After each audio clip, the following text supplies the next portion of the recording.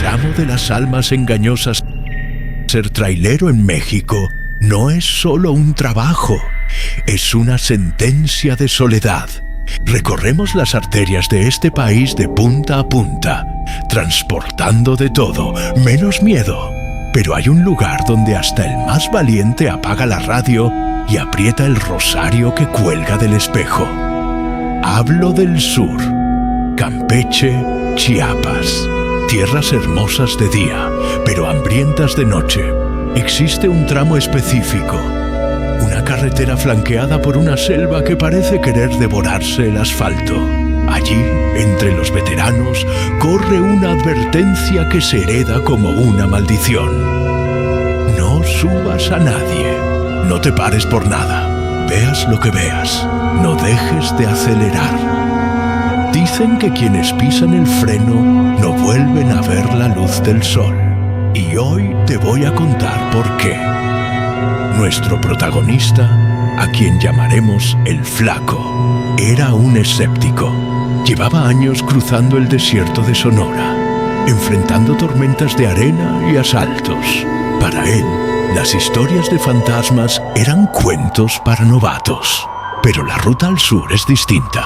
El aire es pesado, húmedo, y la oscuridad no es negra, es densa, como si algo estuviera flotando en ella. La primera advertencia llegó en una fonda en la entrada a la zona de Campeche. Un viejo colega, con los ojos hundidos por el insomnio, le puso la mano en el hombro y le dijo: «Hijo, en ese tramo la carretera te conoce, sabe que amas y que te duele. No le creas nada». El Flaco se rió, pero cuando el reloj marcó las 3 de la mañana y la neblina empezó a lamer el parabrisas, la risa se le congeló en el pecho. De repente, las luces altas iluminaron algo, una silueta, una mujer joven, hermosa, con un vestido que parecía brillar contra la maleza. Estaba junto a un auto con el capó abierto. Hacía señas desesperadas, con lágrimas que parecían reales bajo el reflejo de los faros. El instinto de caballero del Flaco lo hizo soltar el acelerador. «Es una emergencia», pensó, pero antes de tocar el freno, recordó las palabras del viejo.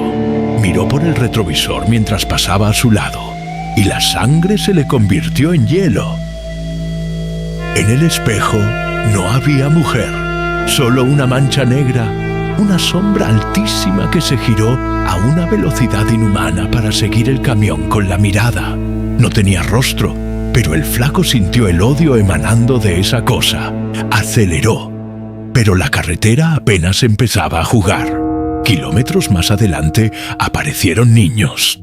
Niños de no más de 5 años, caminando descalzos por la orilla, a centímetros de las llantas de 22 pulgadas.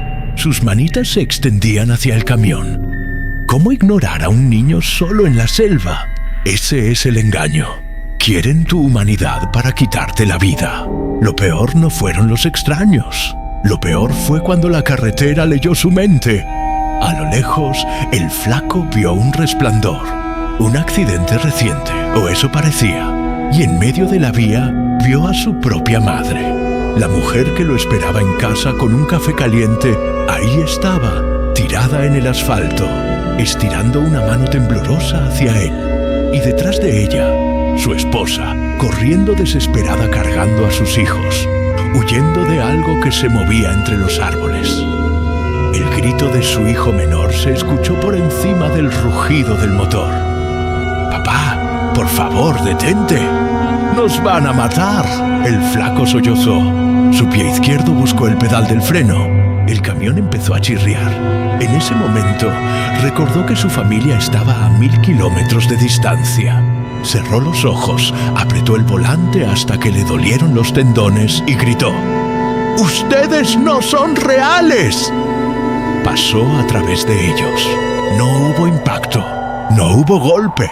Solo un frío polar que invadió la cabina y un olor a carne podrida que inundó sus pulmones.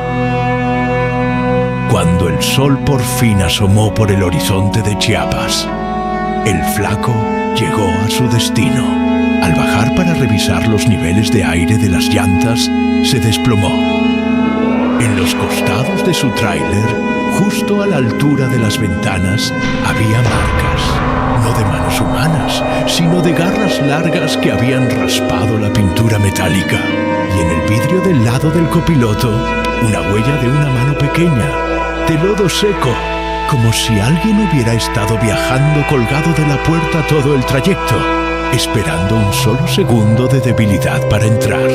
Hoy, el flaco sigue recorriendo el país, pero nunca más volvió a bajar al sur. Dice que todavía, en las noches más silenciosas, escucha el llanto de su hijo pidiéndole que se detenga. Así que ya lo sabes.